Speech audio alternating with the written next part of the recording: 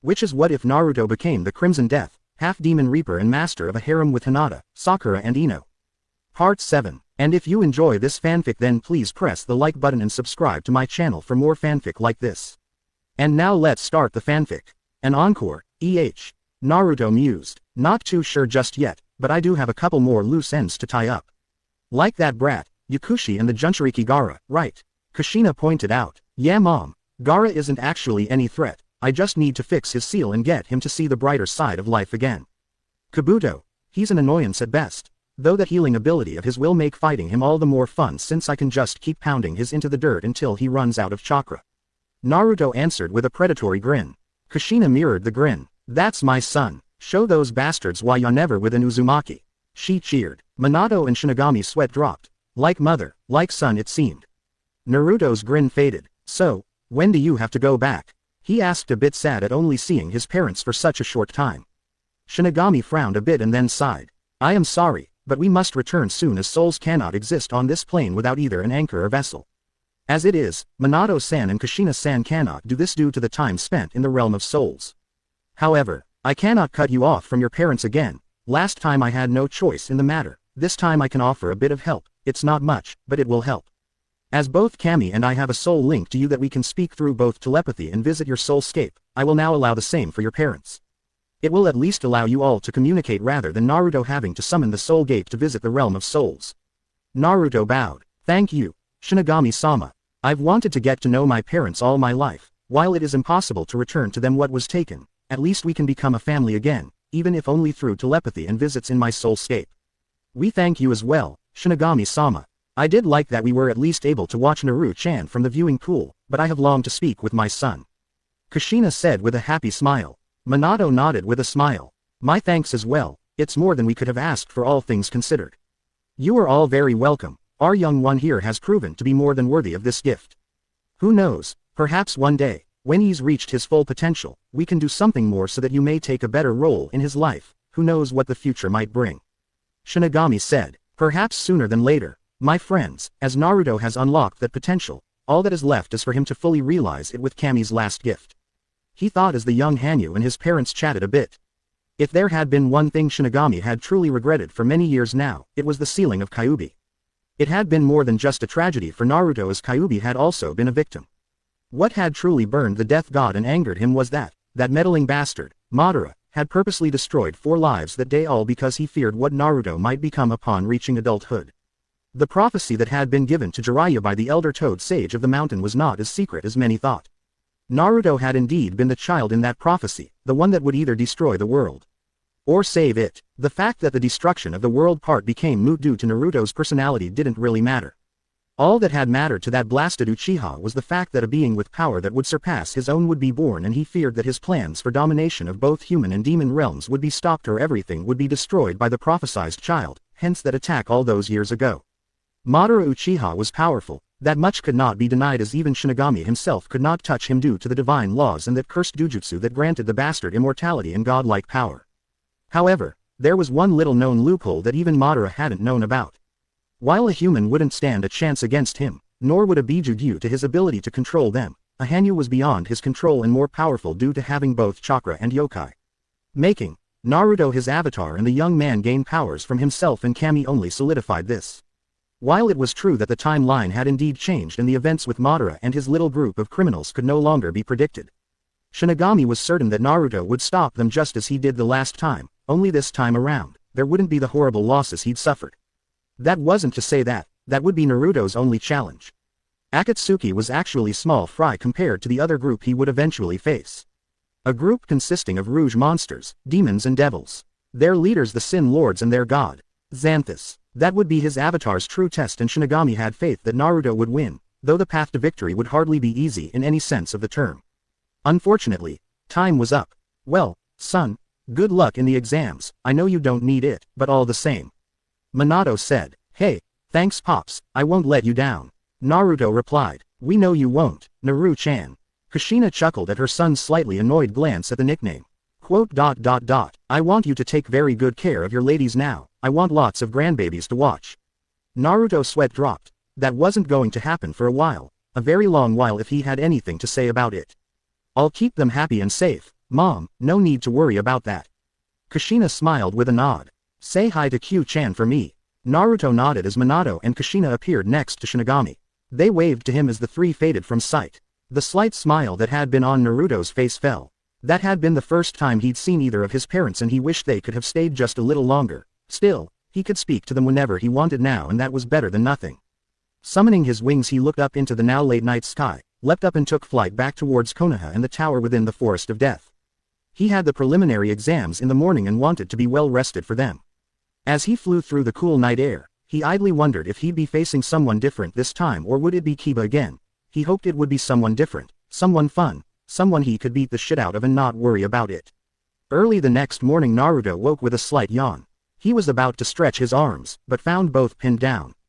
Curious, he glanced down and arched an eyebrow at the masses of pink and black hair pooled around his chest. Now while it wasn't an uncommon thing for Sakura to do this, especially on missions, it did surprise him that Kin had snuggled up to him as well.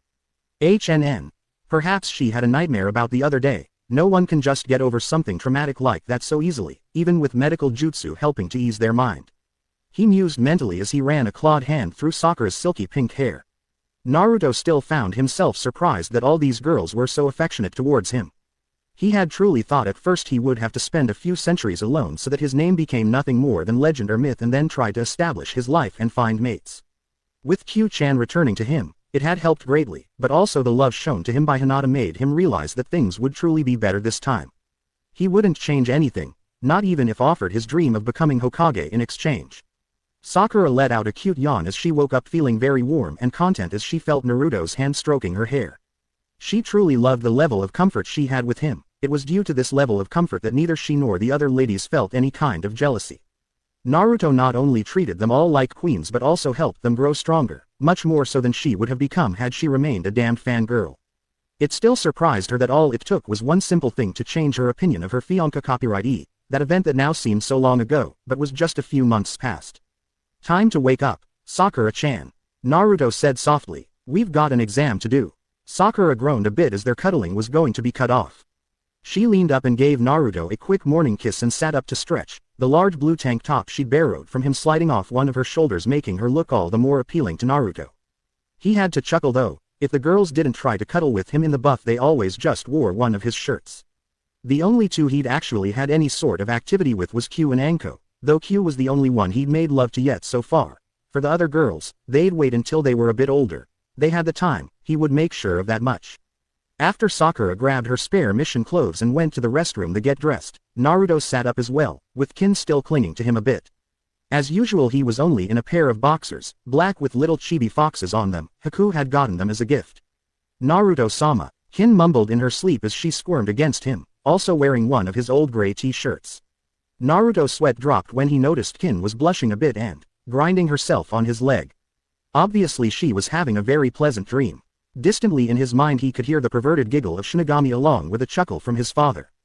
Kin-chan, time to wake up. Naruto nudged her with his tail causing her to giggle and latch onto it, much like a certain weapon's mistress. Always about the tail isn't it? He asked dryly. Well it is cute, Sakura said walking back in dressed in her usual clothes. I think someone has a little crush on her savior. She added with a giggle. You're enjoying this, aren't you?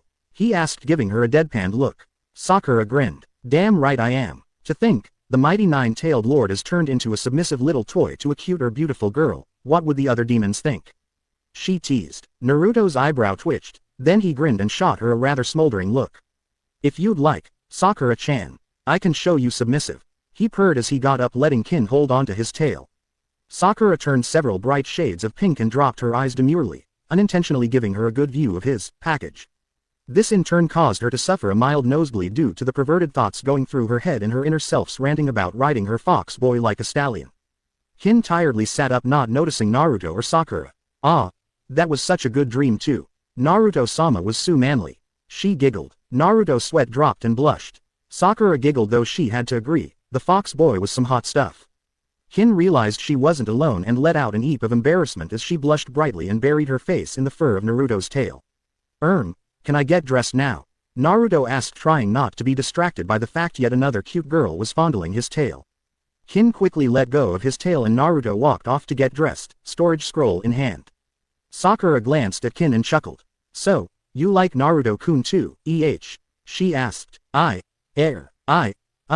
Kin floundered. Sakura sighed. I know he's told you that he already has a few fiancé copyright. What he didn't tell you was that he can take as many wives as he sees fit to restore the Namikaze Uzumaki clan. You seem like a nice enough girl and the experience you went through was horrible. In time you will meet the other girls, and if you really want to try for a relationship with our fiancé copyrightee, then talk to us and we'll see what happens. She said, handing Kin some clothes. Grateful, Kin could only nod her acceptance as she hastily puts on the clothes given to her. In Otogakure, she had been sure she would either die young, never find any meaningful sort of relationship, or just be used as a toy. Her worst fears had nearly come true when Zaku and Dosu had tried to rape her. Thankfully Naruto had put an abrupt end to that, and she would be eternally grateful to him for that.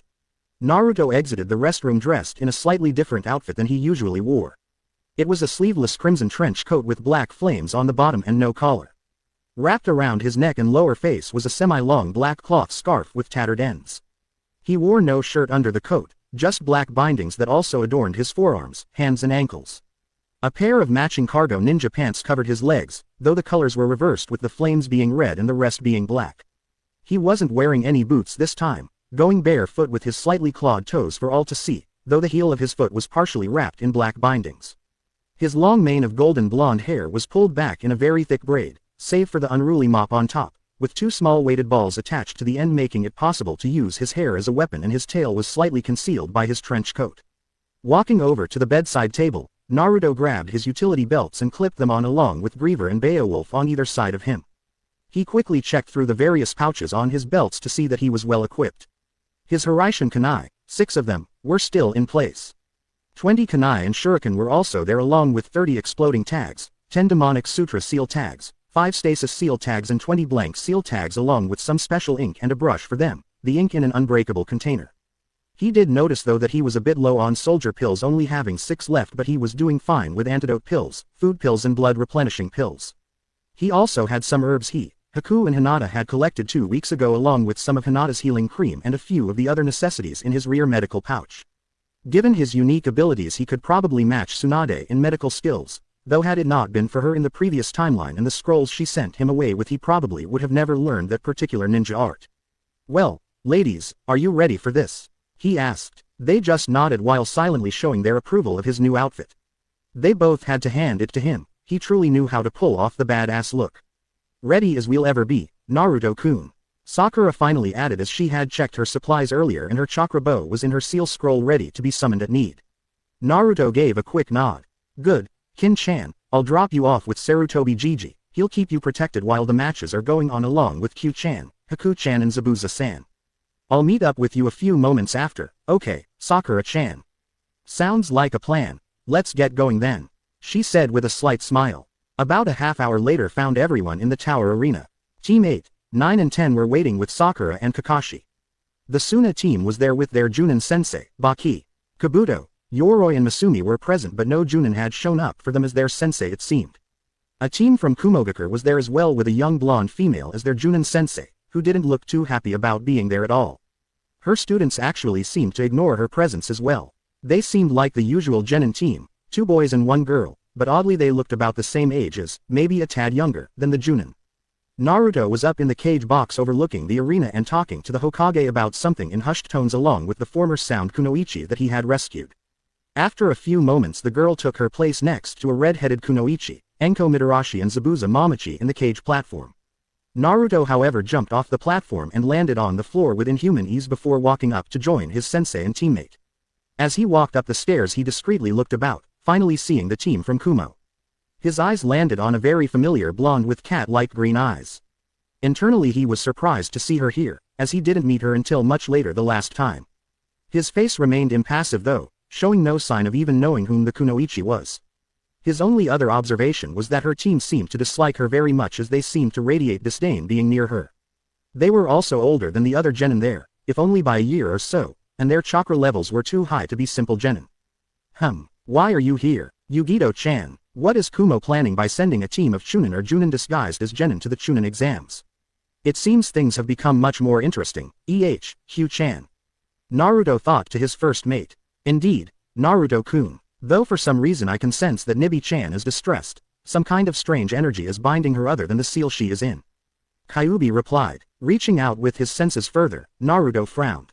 Discreetly activating his Omnigan as he walked, he used his now Byakugan-like vision to look her over and noticed a strange seal between her shoulder blades that led off a sickly aura, similar but different to the cursed heaven seal. In fact, it was almost like the Hyuga caged bird seal. Shit. It seems Raikage Tem placed a mind-body slave seal on Yugito. The seal also seems to be assimilating Nibi's chakra as well and perverting it to cause pain instead of heal or aid her host. But what does this mean? The seal might have been engineered by Orochimaru, or by someone else. What is their plan? Perhaps they are helping Suna and Odo in the invasion. Either way, I'm going to have to fix this problem soon since the invasion is already doomed to fail with the snake being Cerberus's new chew toy. That is possible, but they might also be making another play for the Byakugan. Should I say anything to Gigi? Not yet. Let me observe the situation for a while. If they are after the Byakugan, then chances are they might be after my Omnigan as well, since they are the only two Dujutsu left in Konoha. Either way it will fail. I'll kill them before they get the chance to harm Hinata-chan or Hanabi-chan. Try to contact Nibi with telepathy if you can. Your like as a Biju should still be intact. If you need to, pull some of my chakra through our mating mark to aid you. I will try, Naruto-kun. I hope we can help her. She was one of my few true friends. Naruto didn't reply further as Hyatt, looking healthier than ever before, walked out and began giving his explanation. When he asked if anyone wished to drop out, no one raised his or her hand. Naruto did notice that Kabuto looked a bit uneasy though, since Kin was now with the Hokage and the hubby Tem was the Odo Junin sensei in disguise this time to tell him it was alright to back out. Obviously the little prick hadn't believed the rumors of Orochimaru's loss to him in battle. Naruto smirked. All the more entertaining for him then. Very well then. Names for the matches will be given at random. Please turn your attention to the screen to see who will take part in the first match. Hyatt said, gesturing to the screen. Yoroi Atako vs. Hiba Inuzuka. Well, this should be interesting. Naruto mused as both fighters made their way to the arena. Oh, why is that? Kakashi asked curiously. Let's just say I gave Kiba a few pointers in some of my special moves to enhance his taijutsu. Naruto replied. Hiba put on a pair of gloves with metal armlets attached. Both Kakashi and Sakura looked at Naruto a bit surprised. The make of the gloved gauntlets had his handiwork all over them, right down to the wolf head on the knuckle plates. Have you been making more weapons, Naruto-kun? Sakura asked. Yes, but that isn't one of the ones I made for you ladies. It's the one I was making Kiba for his birthday. He must be wearing the half-greaves under his pants. I figured our friends from the graduating class could use a bit of extra insurance, so I made simpler weapons tailored for Shikamaru, Shino, Choji and Kiba. You know I gave Ino-chan the Raijin. You have your chakra bow and those petals of yours. Tenten-chan has Ifrit and Anko has Kusanagi. Haku-chan also has her new weapon, a bolo whip called Shiva. I'm still tinkering with some projects for Lee, Neji and Kakashi-sensei. He answered. Kakashi blinked. Me, yeah, figured you might like a sword, if you want. I can fix your father's chakra fang, maybe tweak it a bit too. What? How? Kakashi asked a bit stunned. Simple. I know where there is a deposit of adamant ore that I can use to reforge the blade, then I can add seals to it so that it eats and stores chakra from your opponents as well as channels your own. Naruto smirked. Kakashi was about to say something when the match started, causing his question to stop on his lips. The match, if you could call it that, was painfully one-sided in Kiba's favor. Yoroi had obviously been dependent on taijutsu and his ability to leech chakra. Kiba on the other hand showed better skill in the Inuzuka clan taijutsu as well as the use of his new toys Naruto had given him, which was discovered that once a bit of chakra was channeled into them, a Tonto-length blade slid out and locked in place from the armlet. That combined with the Inuzuka piercing fang move refined with Naruto's piercing cannon drill move, dubbed the drilling fang, well, Yoroi would be lucky to ever walk under his own power again. Kiba strutted back up to his team happily, but not before thanking Naruto for the new weapons. The match that followed Masumi Tsurugi against Kankuro, it was the same as it was the first time around, with Kankuro winning the match with his puppet crow. In all honesty, Naruto had to fight the urge to sleep during the match. That is, until the next match came up. Sakura Haruno vs. Ino Yamanaka. This could be troublesome. Naruto thought as Ino approached him and Sakura. Well, ladies, best of luck to you both, but please don't try to kill each other, okay? He asked. Ino gave him a quick kiss. Don't worry, Whiskers, this will just be a good spar for the both of us, right, Sakura-chan? Sakura nodded and smiled. Right, we're still best friends and all, so don't worry. Though, we could make a bet. Ooh, sweeten the deal a bit, huh? Ino asked with a grin. Sure, the winner gets a special date with Naruto-kun. Sakura said excitedly. Ino grinned lecherously. Or, how about the winner gets to lose their virginity to Whiskers first? Naruto's sweat dropped and Kakashi began paying closer attention. Well now, this just got much more interesting. Kakashi giggled perversely. Aren't you two a bit young to be thinking about that sort of thing just yet? Naruto asked, hoping to back out of it. The girls were only 13. Not really, Sakura said thoughtfully. According to village law we are considered adults and have all the rights of an adult. Besides, we are engaged.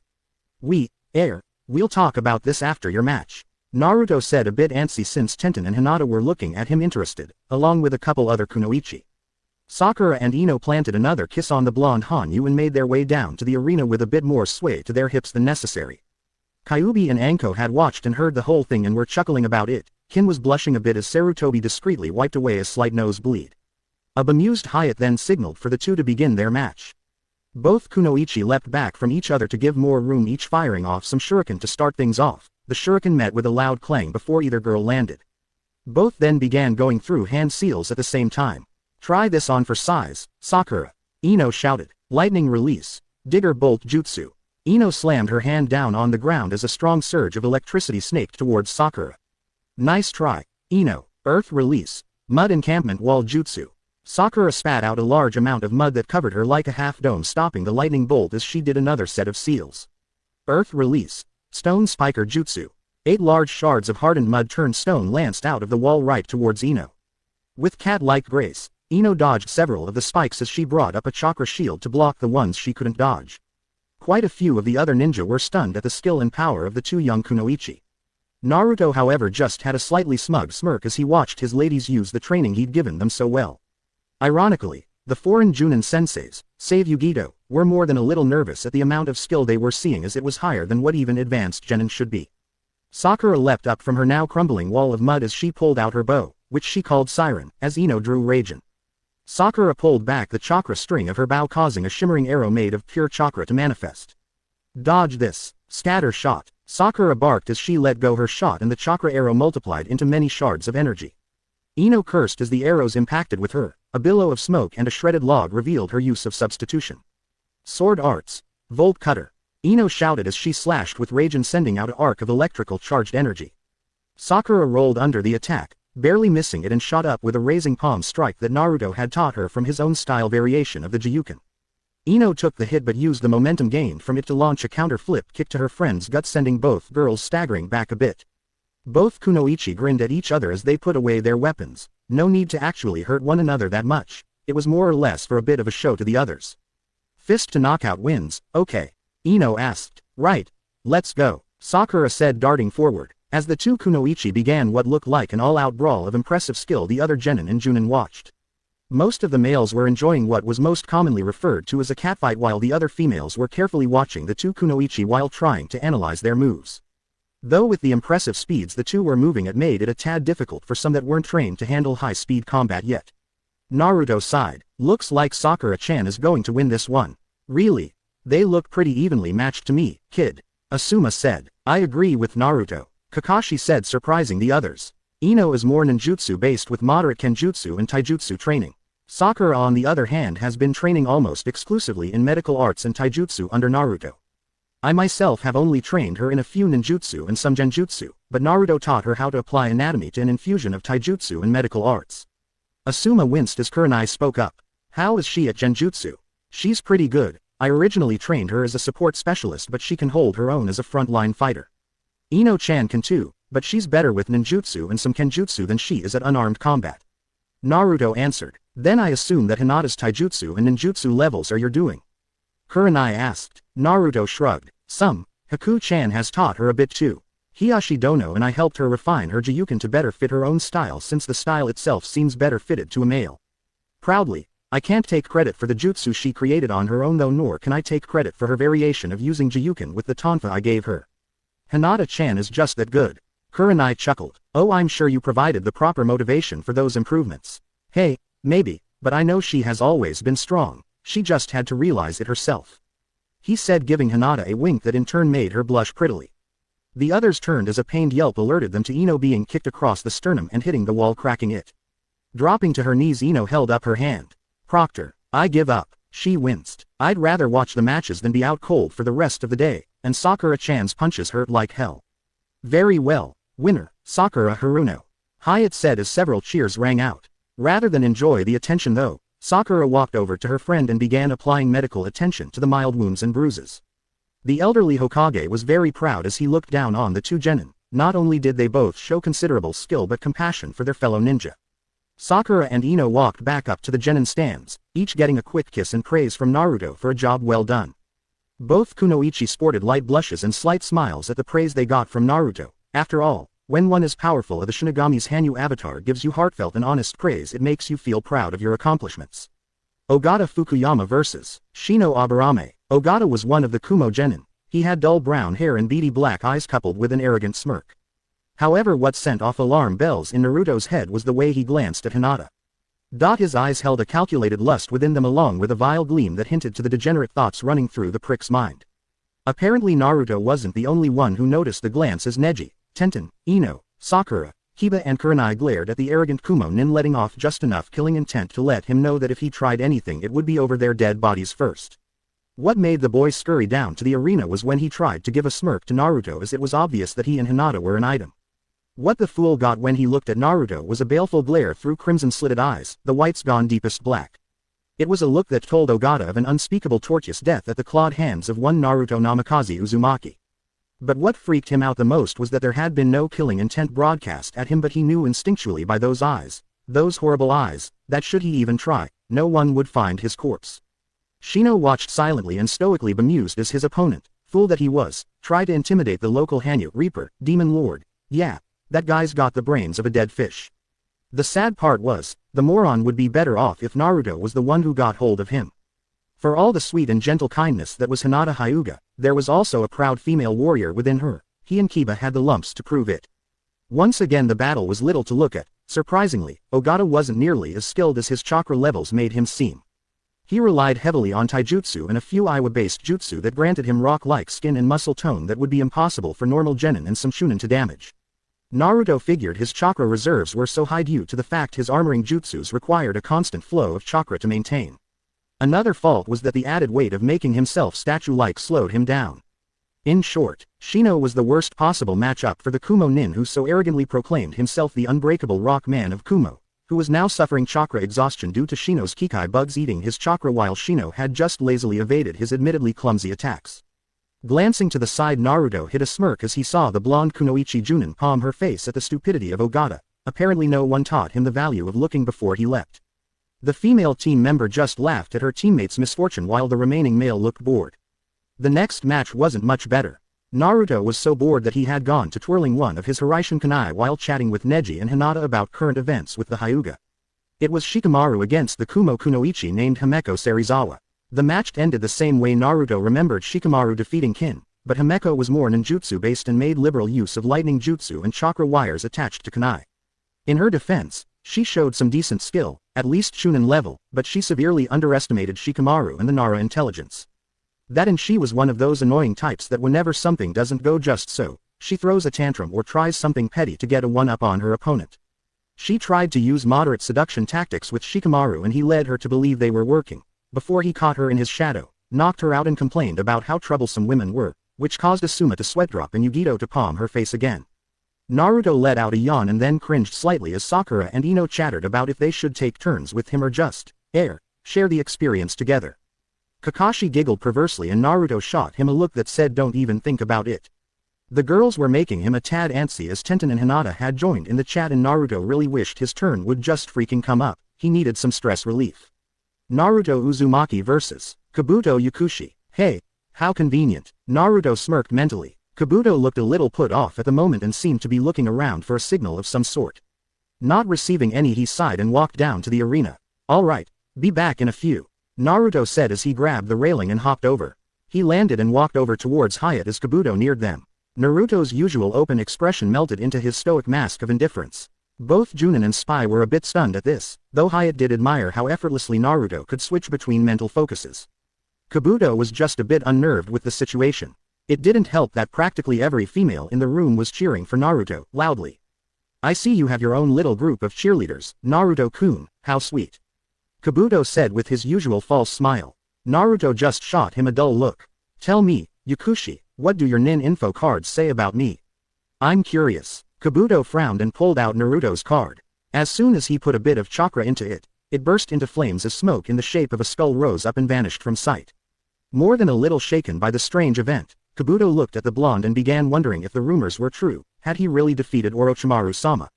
The rumors, they are true, most of them. I am the former Jinchuriki of Kyuubi, becoming the new Kyuubi, hence the tale. I have a unique Kekkei Genkei, a dujutsu called the Omnigan, and yes, before you ask, I defeated Orochimaru. Naruto said blandly and then chuckled wickedly. Right now the hubby Tem is becoming intimately acquainted with a wonderful creature named Cerberus. Such a delightful way for one such as himself to spend eternity, as the true toy of the three-headed hellhound that guards the gates of hell. Bastard, how dare you despoil the name of Orochimaru-sama? Kabuto roared. Naruto looked at him, a split on his brow opening to reveal the Jagan as he smirked. He probably wouldn't need to use it, but the intimidation factor it gave was a nice bonus. Because, little traitor, I can, Naruto mocked. I'll kill you. Kabuto snarled and charged Naruto with medical chakra blazing on his hands. Naruto dodged several strikes that were meant to not only be lethal but also cause a large amount of pain. I'm sure you would, if you could. Naruto replied lazily, dodging another blow aimed at his heart. Shut it, demon freak. I'll kill you yet, Kabuto sneered. Then I'll torture the life out of your whores. Kukukuku, so many interesting possibilities. Kabuto was gone off with his rant and crazed thoughts that he failed to notice the air temperature dropped to below freezing levels. The Konoha Genin and most the Junin sighed at Kabuto's stupidity. Why most assholes thought that Naruto's ladies were some kind of weakness to him, no one really knew. What they did know though was threatening them always had one of two outcomes, hospitalization or death. The sudden surge, not a spike but a massive surge, of killing intent forced Kabuto out of his crazed rant and into a stark realization that he'd just pissed off a being with the same power levels as Kyuubi and some obvious skill to back it up, if the now nine tails flailing behind a rather ticked off Naruto was any indication. Sarutobi's sweat dropped. Some spy. The fool didn't even consider looking into any of the rumors concerning Naruto. It would seem that Orochimaru's one-track-minded habit passed over to his minions. Oh well. You know, I was just going to play around and humiliate you. Now I'm just going to fucking rip you apart. Naruto snarled. Don't blink or you'll miss it. Kakashi said dryly from the stands. Uzumaki's secret taijutsu, pinball of death. Naruto intoned before vanishing from sight. Wa-U-R-K. Kabuto grunted as a fist out of nowhere nailed him in the gut, lifting him from the ground with great force. 20 shadow clones appeared in different points on the arena floor as the original Naruto appeared behind Kabuto, spun around and delivered a bone-shattering kick to the traitor's spine. Those in the stands could only sit and watch stunned as Naruto began a morbid game using Kabuto's body as a ball while he and his clones swatted him around with fists, legs, tails, chains and even a few Rasengan. Kabuto was being hit around at such speeds that his enhanced healing factor didn't have time to heal him. His body was literally a blur of motion between the many Narutos on the ground. Let's finish this, Naruto shouted and motioned to one of his clones. The clone ran over to him as Naruto cupped his hands to give the clone a boost. Shooting the clone into the air, it let loose two of its chains as two other clones swatted the nearly shattered form of Kabuto at him. Guy, Lee, Neji and Kakashi gasped in shock as the clone wrapped its chains around Kabuto and began spinning at high velocity. Naruto snapped his fingers lazily as the clone and Kabuto began spiraling downwards, Kabuto's screams of terror filling the arena. Final arts. Exploding Lotus. The clone cried out. Boom. As soon as Kabuto and the clone hit ground, the clone detonated using a combination of the Guken's initial Lotus and the clone Great Explosion.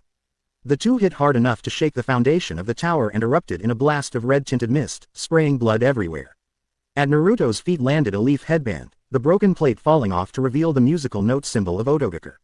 Naruto didn't even spare it a glance as he stepped on it, dismissed his clones and walked back up to his fellow genin as if nothing had happened at all. After recollecting his composure, Hyatt shuddered a bit at the sight of the blown-off hand sitting 2 feet from the crater in the floor before clearing his throat. Winner, Naruto Uzumaki, he called out, getting several cheers and quite a bit of clapping. That kid, such power, he's no mere genin. Yugito thought more than a bit impressed. Agreed, kidden, and he's quite the handsome kitsune too. Nibi added, causing Yugito to stifle a light blush. Gaara warily watched Naruto return to his friends. Shukaku was dead silent and, if Gaara wasn't mistaken, scared as hell. That in turn scared the holy shit out of him. He noticed his brother and sister weren't much better off, though Temari did seem interested in the blonde Hanyu. Kankuro was thanking every deity he could think of that he hadn't had to fight Naruto. Baki, their sensei, was stoic as ever, but a slight trembling in his hands told the pure fear he was holding back. It was obvious to them now. The sound invasion was doomed to fail. This one boy had taken out two of their greatest allies in the planned invasion and did it like it was a mere annoyance. The bright light at the end of the tunnel that the Suna siblings could see was of Naruto's offer to fix Gaara's seal. With the display of power and skill he'd just shown, not even bloodthirsty Gaara had any intentions of harming a Konoha, lest he end up like Orochimaru and Kabuto. After cleaning up what little was left of Kabuto, the arena was restored with a simple earth manipulation by an Anbu with a bear mask. Naruto remembered the man as one of the hubby Tem's experiments named Tenzo, or as he liked to be called, Yamato. While this had been going, 1Q was finally able to make contact with Nibi via one of Naruto's sage arts based off the Yamanaka Jutsu and the mental link created between mates. It was known as sage arts, mind-soul link. It could be used as a temporary link or with a special seal, could be applied for a longer period for silent communication. Kyuubi gasped a bit as she found herself in Yugito's mindscape. She could still feel Naruto's presence and strangely two others. To her eternal shock, Naruto, Minato and Kushina appeared in the mindscape as well. Naruto-kun, how? She asked a bit stunned. Naruto smirked. I replaced myself with a shadow clone I had waiting in the shadows when I noticed what you were doing. Mom and Pops, it's kind of a recent development, but they can now come and go freely within my soul and mindscape, a gift from Shinigami and Kami for killing the hubby Tem. I asked Pops to come along so we could both inspect the seal and cursed seal and see if we could help Yugito-chan. Naruto explained. While he was explaining this, Kushina had glomped onto Kyuubi and began mumbling about wanting grand babies soon, causing the vixen to flush. Minato just chuckled and gave her a wave. There was no animosity between them as Kyuubi saw her sealing as a blessing in disguise. In a way, so did Naruto's parents. They might not be among the living anymore, but they now had eternity to be with their son and his soon-to-be large family. Alright son, let's go find Nibi and see if we can help her out. If memory serves, she was one of the few Biju that weren't bloodthirsty monsters. Minato said. Hugh nodded. She's really nice, a bit on the independent and flirty side, basically Ino-chan but a cat girl. Naruto nearly cringed and stuffed down a perverted though, who didn't think cat girls weren't sexy or cute. Following the maze of tunnels, with only small torches lighting the darkness on the walls, they eventually came to a large central chamber. To their disgust, Nibi's cage was warped from the cursed seal and she was held up in chains stuck in her Hanyu form. Thankfully she wasn't in any pain at the moment. Like Q, she was very attractive and seemingly the picture of female perfection. She had long black hair with an odd royal purple sheen to it and a set of beautiful deep purple cat-like eyes and a set of whisker marks on her cheeks. Her cat ears were on her head like Q's fox ears, at the sides but leaning more towards the top. The ears had purple tips and light purple hair in them. Her two long and sleek tails swayed behind her. Had that damn seal not strung her up, she would have looked much better. Nibi-chan. Hugh shouted and bounded over to the cat girl with Kushina right behind her. Kyuubi-chan. Thank Kami. I thought I'd never see you again, Nei-chan. Nibi said as a look of happy relief began washing over her features. Don't worry, Nibi-chan, my mate and his father came too. We're going to fix the seal and get rid of that damn cursed seal. Hugh said. Nibi then noticed the two blonde men come up. The older-looking one joined the cute redhead and put his arm around her while the other one, whom had 9 tails, cautiously began examining the seals. My lord, I am sorry that I am unable to bow to you. Nibi said looking at Naruto. The others looked at her in surprise but Naruto just arched an eyebrow. There is no need to bow to me, Nibi-chan, I come here as a friend and to help free my mate's precious Pseudo sister. I may have 9 tails, but I am a Hanyu, more importantly. I have little use for that sort of thing. He replied humbly, causing both Q and Nibi to smile and his parents to look at him with pride. Pops, this seal is a combination of a demon suppressor and a mind-body slave seal with an array of minor bridging runes connecting to a standard demon containment seal and a master seal. I think there is also a 5-prong seal there as well. Naruto said looking over the seals. Minato stepped up and looked closely. You're right, son. Good job spotting the 5-prong seal. It's well hidden by the master seal over it and the demon containment seal under it. Tell me, does Yugito-san have chakra control problems? Minato asked. No. Not until recently. That 5-prong seal actually didn't become active until Kuroto-tem placed the cursed seals and bridged them to my containment seals. Nibi answered. That old bastard is still in power. Minato asked and Nibi nodded. Gadomaru Kuroto was the third Raikage and a rather unpleasant bastard to boot. He was the one that facilitated the Hyuga's attempted kidnapping. He ruled Kumogakure with an iron fist and was thirsty for anyone with a bloodline so they could experiment and breed super soldiers for Kumo. The man was an excellent fighter in both taijutsu and ninjutsu but his true skill lay in seals. He had a fancy for making special seals to place on those who might be more powerful than himself, ensuring their totally loyalty and subservice to him, unless they wished to die a most painful death. Any clue why the jackass did this to you and your container? Kushina asked. Nibi sighed. Yes, he did this so Yugito-chan would be his weapon and personal toy, whether she liked it or not. Her good friend, a young man named Kurabi, is the container for the Hachibi. To ensure her cooperation, he was imprisoned with some of Kuroto Tem's worst torture seals placed on him. Should she not obey him, he will be tortured and killed. Her mission here was to secure the Byakugan if possible, but her main objective is the Omnigan. She's to obtain that at any cost. Has the Hachibi no Orochi been purified by the seal, or is he still an overbearing bastard? Naruto asked. He didn't want to have to fight that friggin' thing again, though last time it was because Akatsuki had sicked it on him. Hachibi-san is fine, though if he is exposed to those seals for too long they could corrupt him. As far as I know though, he's an ally and is on good terms with Kurabi-san. The Neko Onna said, tilting her head cutely. Shit, so, Akatsuki was the reason Hachibi attacked me the last time, not my position. That won't happen this time. I won't let Madara Tem twist any more of the Biju. It's bad enough Shukaku is a nut, but as soon as I reap the soul of that damnable nutcase of a priest stuck in there with him, he should calm down enough for me to talk some sense into him. If not, I can always knock it into him. Naruto thought. Kuroto Tem always was an overconfident and arrogant bastard. The moron would have better luck trying to convince Ero Sennin to be Orochimaru's butt buddy than get my son's dujutsu. Minato snorted. Naruto's eyebrow twitched. Bad visualization there, pops. The three females in the mindscape giggled, finding the father and son's antics to be rather amusing. Though it was true, anyone stupid enough to try would have to be suicidal, not to mention utterly stupid. If by chance Naruto's eyes were removed, they would just turn to dust while he regenerated new ones, and he could use his Jagan to see while they regenerated. The Jagan was impossible to remove. Anyone who tried would be killed before they could do it, since only Naruto could control that power. All joking aside, I can only remove part of the seal array from in here, but that would be too dangerous to attempt. If the cursed seals somehow got overloaded, they might kill Yugito, and disrupting the bridging links would cause a significant amount of pain. Nibi, I need you to have Yugito seek me out after the preliminaries. I'll be at the Namikaze compound. Just follow Q-chan's scent and signature or mine if you can. Tell her that I will aid her in removing the bad seals and fix the one containing you to allow you freedom and her Hanyu status as she wishes. We can work out some more details later. Right now I need to get back since Choji just lost his match to that guy under Yugito. Hatsu, I think his name was. Naruto said. Nibi nodded. I will be sure to talk to her. She might not be so trusting though. Good. That means she takes being a kunoichi seriously. If it's a sign of good faith she needs, then tell her I will cover her expenses for her stay here in Konoha, hers only, not her team's. Naruto said. Understood. Thank you, Naruto Dono. This means a lot to me, and it will Kitten as well. Naruto nodded, gave a quick wave and faded from the mindscape with his parents in tow. Kyuubi also said her farewells and vanished soon after. Nibi, despite being chained up in her seal cage, smiled. For the first time in almost 16 years something was going to go right for her and her kitten.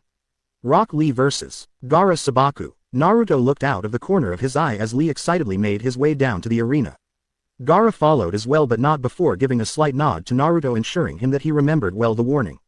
Shukaku may have been an outright crackpot, but not even he was insane enough to try to fight someone of Naruto's caliber. There was a difference between insane and suicidal, after all. It's going to be a long month until the finals. Naruto mused silently. If Gaara doesn't horribly injure Lee, then I'll fix his seal sooner. The invasion is pretty much a bust now with Orochimaru and Kabuto out of the picture, though Suna may still try something since the cage is in. Let's see. I need to fix Yugito-chan's seal and remove that abomination from her as well so she and Nibi don't have any more problems. The chakra crystal cores I've been cultivating should be ready in a little over a week, so I can get back to work in the forge. I'll need to fly out to Q-chan's old den though for the adamant ore for Kakashi-sensei's chakra fang. I'm also going to look into some more seals and tinker with a couple of medical jutsu and see if I can fix his Sharingan. A bit of yokai and medical chakra fused into the right places and I might be able to fix it so he can turn it off if he wants. If not, I could always make a chakra capacity storage seal and apply it to his forehead. A few minor adjustments and outer chakra absorption seal, and Kakashi won't have to keep it covered up all the time and not have to worry about it draining so much chakra. I should also think about that Chidori variant I promised to make for Kakashi too. It shouldn't be too hard as it only has the ox, hare and monkey seals. Ox and hare ensure that a protective layer of chakra covers his hand and arm while monkey sparks the electrical energy. It's a bit unstable though. Perhaps for stability I should add dog, cat, bird and then add snake for extra power, then dragon for a flow, that's it. Ox, hare, dog, cat, monkey, bird, snake, dragon and monkey. That would not only allow the protection but add power and a flow to the lightning. I think lightning release. Chidori flowing current sounds pretty good and it would allow mid to long range attacks instead of short range. Naruto continued going over various seal formulas and sets in his mind while calculating the ratio of chakra to element alignment to control output as Gaara and Lee continued to face off in a well-demonstrated taijutsu match. To Baki, Temari and Konkuro's surprise, he hadn't used his sand once and was showing a fair amount of skill in Suna's rapid wind fist, taijutsu style. Kyuubi had listened to Naruto's inner calculations with a touch of bemusement. Never in all her centuries of life had she seen someone capable of just inventing new jutsu like Naruto could. He was obviously a prodigy in it and he did spend a fair amount of time brainstorming, if the mountains of scrolls in his den filled with his notes and ideas were anything to go by. Still, he seemed to enjoy it. No matter the jutsu, he always had a thing for tinkering with them. It helped that his knowledge of chakra control and manipulation, fuinjutsu and hand seals was immense. She smirked slightly as she noticed his eyes darting about as Gaara and Lee continued to pound on each other, both oddly grinning like madmen. While most may think that Naruto would be too occupied with his thoughts, she knew well enough that Naruto could split his focus several ways. It came from years of using shadow clones and traveling. The fight between Lee and Gaara came to an abrupt end when Lee overshot a haymaker at Gaara, who leaned back and lashed out with his foot intending to kick Lee in the solar plexus. Unfortunately for the young green beast, he misjudged his leg length a bit and landed a solid blow to rock Lee's stones. Most unyouthful, Lee squeaked out before falling over and clutching the twins, a tiny bit of foam coming out of his mouth. I think they touched my brain. He half mumbled, half squeaked. Gaara just looked down and blinked, a slight sweat drop forming behind him. Oops, he deadpanned. As Hyatt declared Gaara the winner, there were bouts of barely concealed snorts and snickers floating through the air. On in Anko and Zabuza's case, outright belly laughs. Guy just stood next to his fallen student with tears streaming down his face. The path of a ninja is truly fraught with unyouthful perils. He exclaimed as two chuckling medics carted Lee off with Guy heading back up to the stands. Calmly, Sarutobi excused himself for a moment. As soon as the oak door to his sitting platform shut, a loud echoing and cackling belly laugh sounded from behind it. Kin blinked and looked at Kyuubi, a bit surprised at the cage's behavior. She smiled. You'll get used to it. Interesting things often happen around here. At least you'll never be bored. Hugh grinned foxily. Kin could only nod, torn between shock and amusement, while most the Leaf Junin let out quiet snorts. After the laughter died off, the Hokage re-entered the arena looking as if nothing had happened and motioned for Hyatt to continue.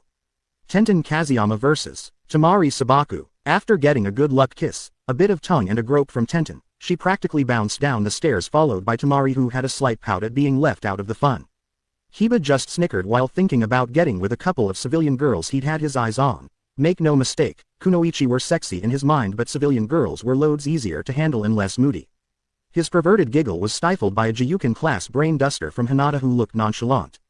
The tiniest movements from Shino's shoulders told them he was silently chuckling in amusement for his perverted teammate's misfortune. Naruto, who had finished his mental calculations, just sweat dropped at the whole thing. He remembered the last time and the Chunin exams had been much less lighthearted, though Lee getting his twins busted was funny, especially compared to what had happened to him the first time around. The look on Gaara's face was interesting too. It looked like a mix of embarrassment and humor. Hyatt signaled for the two kunoichi to begin, but instead of attacking at first they stood there for a second as if sizing the other up. Temari was warily eyeing Ifrit in Tenten's hands, as it seemed to occasionally let off a flicker of fire. Heya, Temari-san, what do you say we show these boys what true kunoichi are capable of? Tenten asked excitedly, but with a kind smile she was known for. Temari loosened up and gave a smaller but no less kinder smile in return as some of her tension left her. Sure. No killing or permanently crippling blows though, okay. Temari agreed, trying for a more peaceful setting due to her being one of the handsome blonde Hanyu's girls. Okay, let's go, Tenten cheered. Temari brought out her metal battle fan and charged with mid to high Chunin level speeds. Fan and sword spear clashed with a loud clang before the two lashed out with a kick and punch that blocked the other's blow. Finding the situation a stalemate, the two leapt back. Opening her fan, Temari unleashed her attack. Wind release. Great breakthrough. Tenten grinned and smacked the butt of Ifrit on the ground. Earth release. Earth encampment wall. The wall of rock held steady only for Tenten to shove the blade of Ifrit into it. Ignite, she called out, causing it to burst into flaming magma. Temari cringed and swung her fan again, calling out. Wind release. Razor tempest. Not that easy. Tenten yelled. Magma release. Burning kunai barrage. Blades of wind and lava in the form of kunai clashed in a large explosion, causing a large amount of smoke to fill the arena. As the smoke cleared, the crowd saw that both kunoichi were standing next to one another with a kunai at the other's throat and large grins on their faces. Damn, this isn't getting me anywhere. Temari mumbled. I can't risk pissing off her fiancé copyright or Gaara will never get his seal fixed, and she's way more skilled than I had assumed she would be. I've never heard of magma release jutsu before. As they continued to trade jutsu, Temari continued to ponder her possibilities. The girl, Tenten, was very skilled in all ranges, and even if she disarmed her, the brunette seemed to be able to summon her damned weapon back to her. Temari knew she was one of the most skilled kunoichi of her generation in Suna, but apparently Konoha was teaching their ninja more than they had been told. Then again, the whole plan and invasion was shot all to hell now anyways, since the blonde fox boy killed Orochimaru, the Sound Team and Kabuto, and he scared Gaara. That was enough for the rest of her team to know that they should side with Konoha should Suna still decide to attack. None of them had a death wish. Temari's thoughts were brought to a halt as Tenten slammed the butt of her weapon into the ground, channeling a fair amount of chakra into it. This is the end. Magma release. Great lava prison. Tenten called out. The bits of magma in the arena swiftly swirled around Temari and shot up, making a very hot and crude-looking cage out of lava rock that was still burning in places, like it had been taken out of a volcano and formed. Temari sighed. Proctor, I give up, she said. Hyatt nodded. Winner. Tenten Kazuyama. Tenten released her jutsu, causing the lava to retreat and fade into harmless dirt. After shaking hands with Temari in a show of good sportsmanship, both kunoichi went back up to the stands, feeling that they showed others well enough that women could be just as good a ninja as a man could. There wasn't a following match as the names Hatsu Mitsuga vs. Choji Akamichi was displayed, and Choji forfeited quickly in fear. Apparently Team 10 had watched the Kumo team during their time in the Forest of Death, and Hatsu proved to be one of the more bloodthirsty, cruel and ruthless genin in the exams, as he slaughtered a team from a megakure, but not before raping the kunoichi on the team in front of her crippled teammates and then slit their throats, leaving them for the creatures of the forest to feast on as they died a slow and painful death. Hatsu smirked at Choji as he walked cockily back up to his place in the stands. Wise choice, Butterball. A weakling like you offers no challenge. Without a challenge, the thrill of the kill, the taste of the blood is lost. Unless it's a bitch, then I could get a good before I kill. Hatsu sneered and ignored the killing intent being led off by several ninja. Though he did pause long enough to give Naruto a sneering smirk as he eyed up his ladies for but a second. Try it, asshole, and I'll rip out your tongue through your after I use your innards for a jump rope. Naruto growled, letting off his own killing intent. Hatsu ignored him for the most part, but if you looked closely you could see the arrogant upstart had broken out in a cold sweat. You can try, demon, but father did give me the means to destroy you and the Neko Tem tool if I so choose it. After all, no demon can withstand the power of Ixion's staff. After I pluck those eyes of yours out, all your bitches into submission, make you listen to their screams before I slit your throat and bathe them in your blood. Hatsu thought with a sick grin. Naruto frowned as his eyes narrowed. Something is off about Mitsuga Tem. Something vile and twisted, but I can't quite tell if it's demonic yet. He would be dangerous for the others to fight. He's got high Junin level chakra, and one can see by his walk that he's very skilled in combat.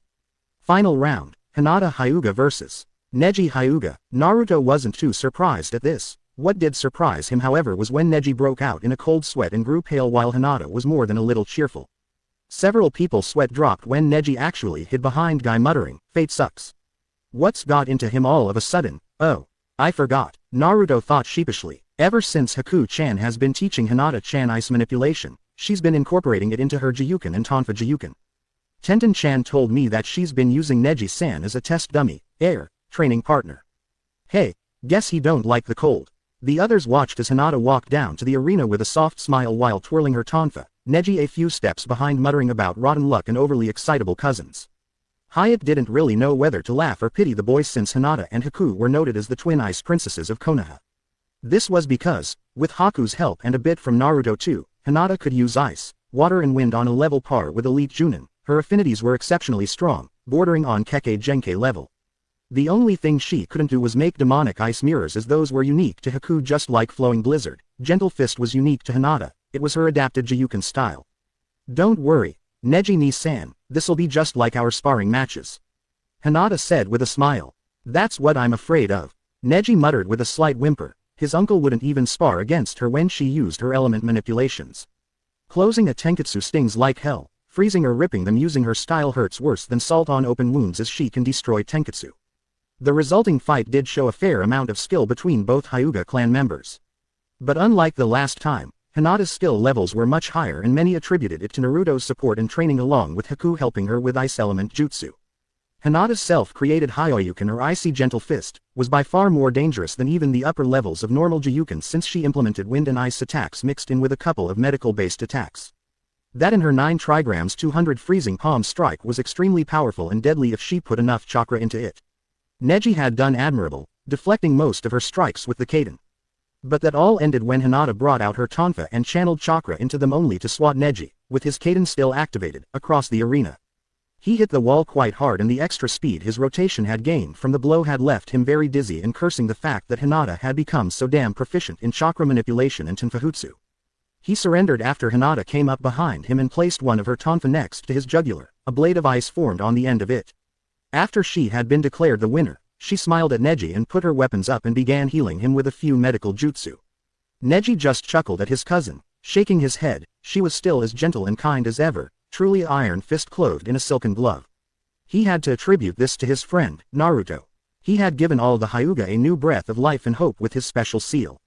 Though the elders were still very displeased with it, especially since there wasn't any division in the clan anymore, he couldn't be happier. Naruto had taught him that while life can kick you in the at times, fate is nothing but a coward's excuse to explain their misfortunes and that it can be fought and conquered. The preliminaries had ended and the remaining genin picked numbers to see who would fight whom in the finals. Match 1 Hinata Hyuga vs. Hatsu Mitsuga. Match 2 Konkuro Sabaku vs. Shino Aburame. Match 3 Kiba Inuzuka vs. Shikamaru Nara. Match 4 Naruto Uzumaki vs. Gaara Sabaku. Match 5 Tenten Kazuyama vs. Sakura Haruno. The 10 Chunin hopefuls had exactly 1 month to train themselves for the Chunin exam finals, which would take place in the Grand Leaf Arena so people from all around could come watch the fights. After the Hokage gave his speech to the finalists, they were dismissed. Hatsu practically strutted out of the tower with an ever-present smug look on his features.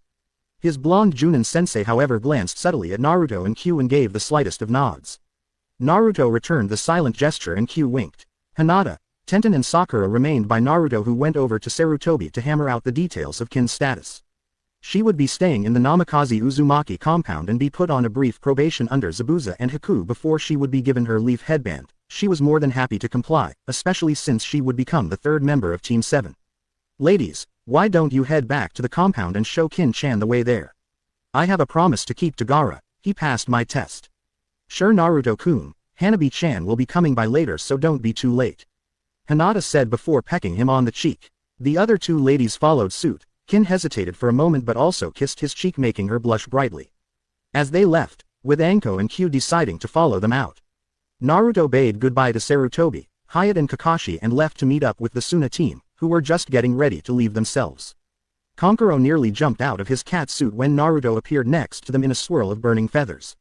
Tamari flushed a bit at being so close to such a strong ninja, rank be damned. It also helped that he was one of the most handsome devils she'd ever laid eyes on, pun intended. Well, Gaara-san, it seems you have passed my test.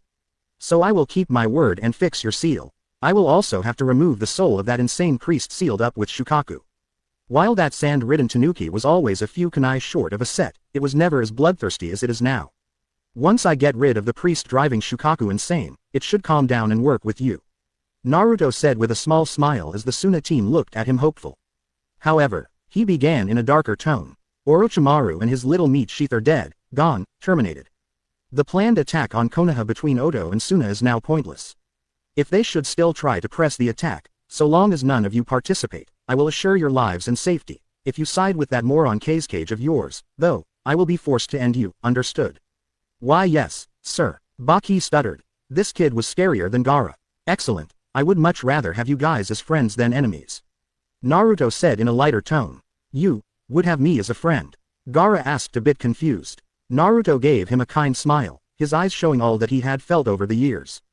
To Gaara it was almost like looking into the mirror, his eyes told no lies and spoke of knowledge of true pain and suffering. To the others, they cringed at the look in his eyes, the look of someone who has seen more horrors and wrongs in their life than anyone, even a ninja, should. But also swirling there within the pain was strength like no other, the will to protect all that he deems worthy and power to crush all that stand against him or his cause. He held the eyes of a seasoned warrior many times his perceived age, yet held within them the power of a person far beyond human limits. He could become their greatest friend and ally or their worst enemy and nightmare. The choice was theirs. Yeah, I too was once a Jinchuriki. I was hated here, still am by the more ignorant villagers. But if there is one thing I've learned, it's that everyone needs a friend and a chance. It doesn't matter who or what they might be, Naruto said sagely. But, how did you not break under it all? The redhead asked, needing the answers. My friends and loved ones. Those few precious people who have, as of late, grown in number. They are the source of my true power. One can only gain true strength and power when protecting those precious to them.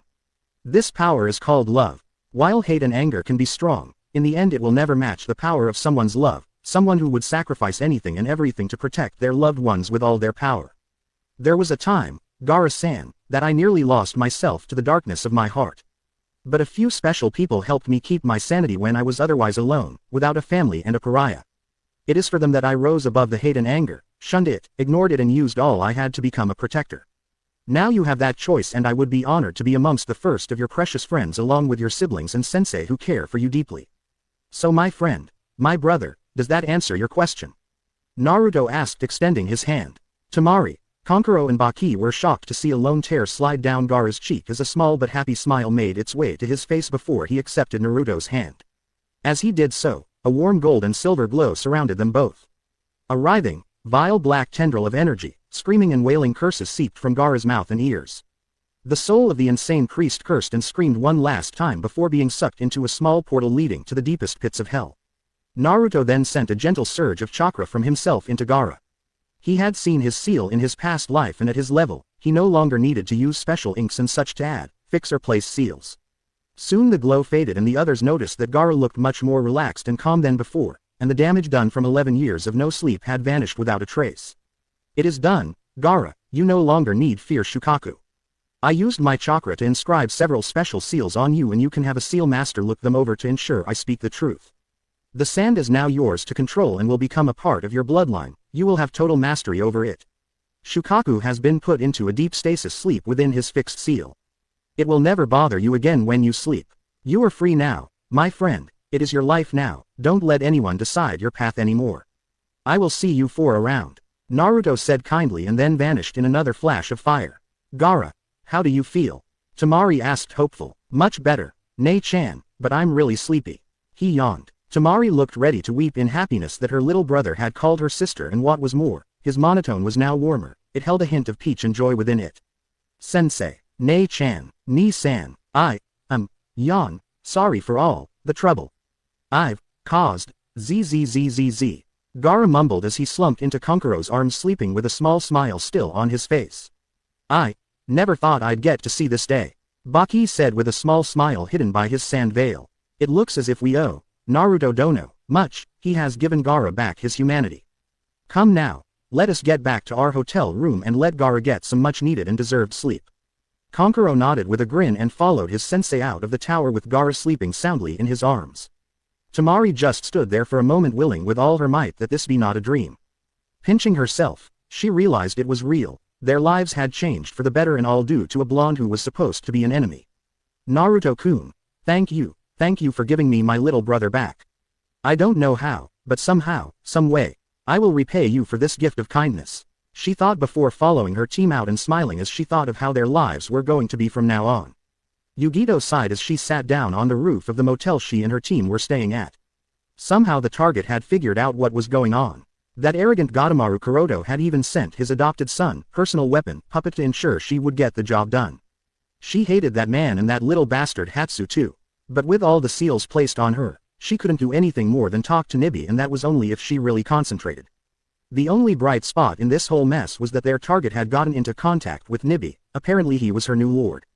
Yugito noticed that Nibi seemed to trust this young man named Naruto who was obviously a Hanyu, a very powerful one at that. I'm still not sure about this, Nibi Nei-chan. I mean, what if we end up in more trouble than we are now? I know you want to trust him because he's your new lord, the new Kyuubi, but if things go sour, Kurabi-san and Haruhiko Dono will pay for it. Yugito thought to her Biju companion. Nothing worthwhile is without risk, kitten, you know that. But I believe that Naruto-sama will save us both and help us free Kumogakure from Gadomaru Tem. Hyuga assures me he is the real deal and she is deeply in love with him, not an easy feat considering how Biju females are picky about their mates. Though I must admit, Naruto-sama is very cute with those tails, that muscular build and nice tight. Nibby giggled perversely. Yugito was flushed as she listened to Nibby, and she did have to agree that Naruto was very handsome and there was something about him that seemed to draw females to him. Not all females, but certain ones.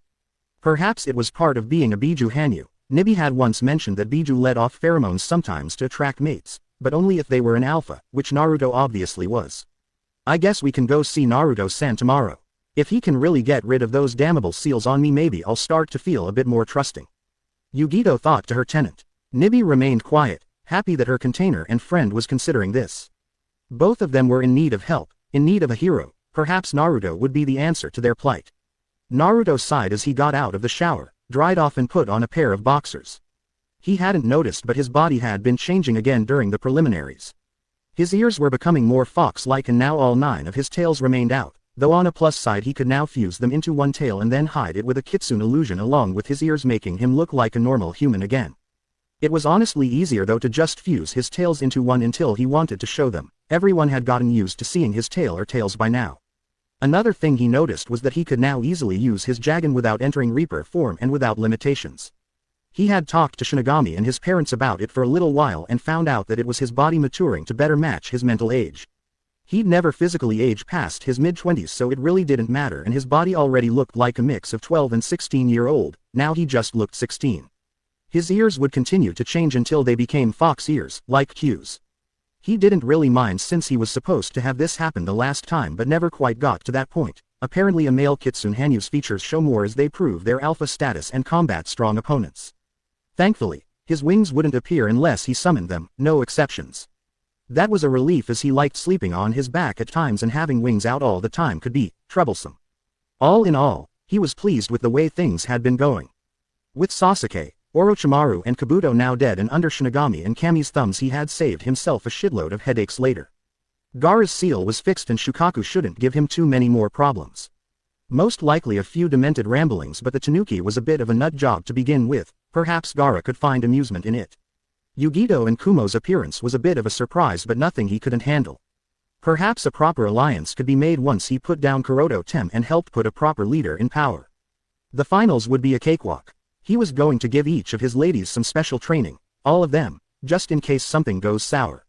They would also have their own personal training sessions to better master their own personal techniques. Naruto had no doubt that they could all take this exam and win.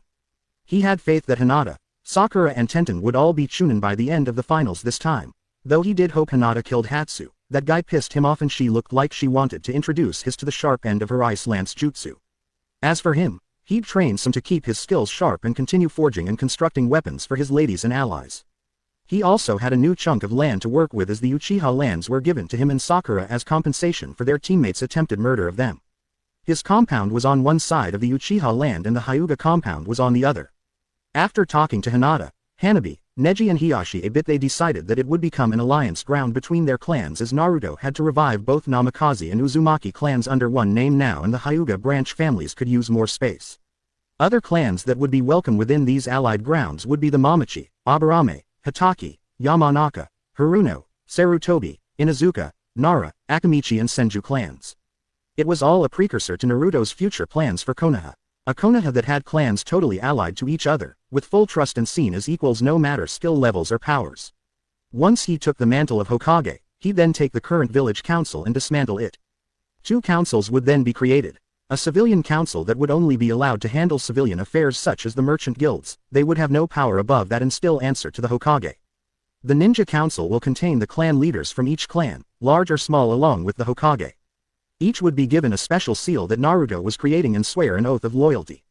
With the seal he was making, it would not only ensure total loyalty to the people of Konoha but also stop any cloak and dagger bullshit within the village, as once the seal is applied, one could not lie about something or hide information if it was against the best interests of the village. The council would be allowed votes and advisory status, but all decisions would ultimately belong to the acting Kage, who in turn must honestly take any ideas or advice into proper consideration. Each of the ninja council members would also have a special duty to perform as well, such as tactics, intelligence, military status and the like. Naruto wanted to ensure that everyone would feel useful but no one could harm the village purposely by their actions. It would take a while to properly plan all of this to completion, but he would have much help with Sarutobi, Shikamaru, Hiashi and most likely Jiraiya and Tsunade once they arrived. As Naruto lay down in his bed, after nudging Q and Anko over, he hoped that his plans were the right thing to do. He knew all too well that the path to hell was paved with good intentions, so he would do his best to ensure that this would be a lasting thing that would benefit all, not just ninja or civilian. But those were thoughts for another time. For now, he just wanted to get some well-deserved rest. Naruto yawned as he woke. The previous night had been fairly exhausting due to a pair of overly playful females by the names of Q and Anko. Though he had been surprised that Anko was a virgin, he hadn't said anything and he had given her the first mark she'd proudly display, the mating mark. In time, all his ladies would have it, but he felt the other girls were too young for such a thing yet, especially Hanabi. Getting out of bed to do his morning ritual, he gently brushed aside a ginger-furred set of tails and then 4 purple-furred tails with black tips. Stretching a bit he got up and began to make his way, hold the ramen. 4 purple-furred tails. Whirling around and now fully awake he took better stock of his bedmates. Q was the same as she always was, one foxy ear twitching cutely as she slept. Anko on the other hand, had a few new appendages, namely the 4 aforementioned tails, a pair of foxy ears of the same colors, whisker marks and slightly clawed hands. She had been hot before but with foxy features she was now outright sexy. Well, that wasn't expected. Naruto mumbled, sweat dropping. Why can't things ever be simple? He added mentally. Though I suppose that answers the question about what will happen to the others once I initiate a mating bond with them. Well son, I guess this answers the question about what will happen once you've mated with your ladies. I guess this makes the Naruto Uzumaki the first Kitsune clan. Think of all the fun and pranks this could bring. Minato's voice chimed in. I suppose that won't be such a bad thing. The Kitsune aren't as in as many numbers as they once were in being Hanyu. Our demonic genes are dominant, so I guess our clan can serve as guardians once this world is safe and balanced again. Naruto mused as he went about his business. Oh, planning on dimension hopping or realm jumping? Minato asked. Most likely, help out another world here or there. Though our home will probably be in the realm of souls with you and mom.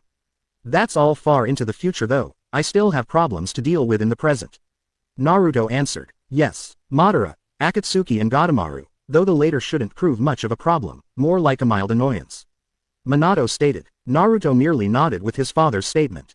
Gadomaru was a mild annoyance at best. Madara was a patented pain in his furry-tailed. Immortals, especially cursed ones like him always were.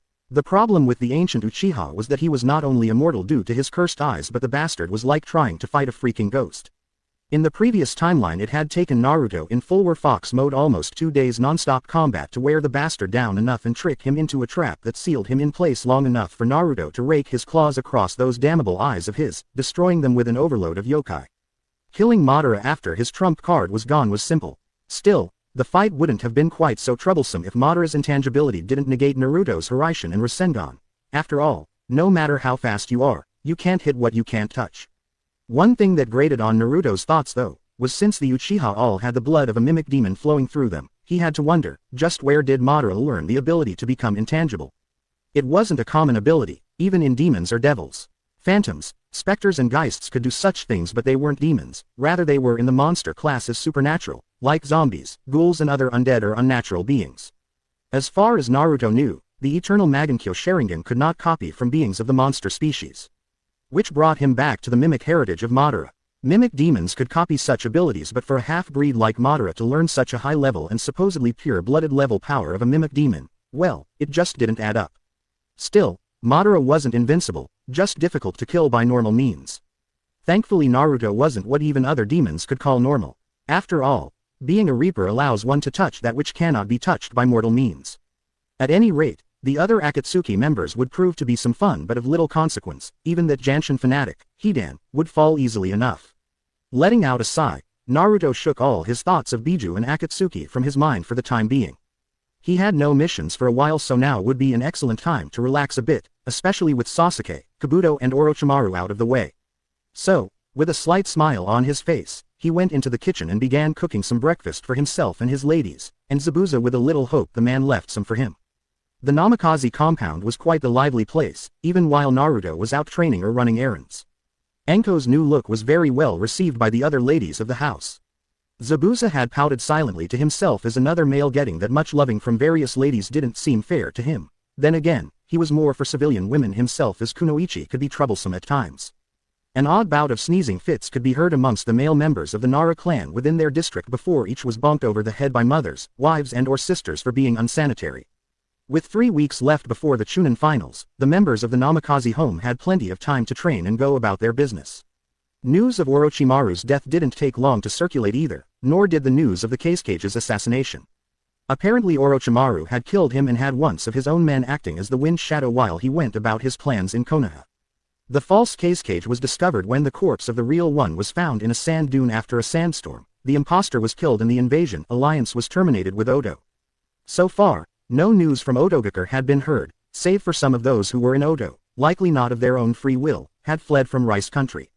With the invasion stopped, Suna trying to regain trust from Konoha and Odo little more than a den full of criminals without any sort of order, the flow of events had once again changed.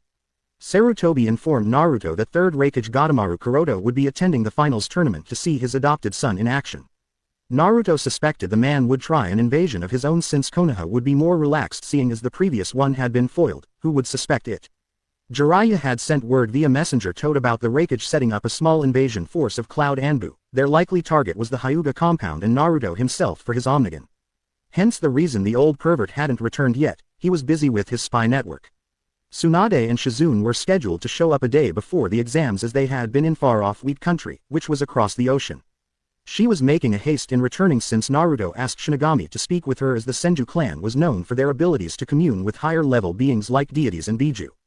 In an odd twist of events, something neither Shinigami or Naruto had anticipated, the soul of future Tsunade had somehow reincarnated with her past self and she began to remember things via dreams, her complete memories returning to her when Shinigami made his presence known to her.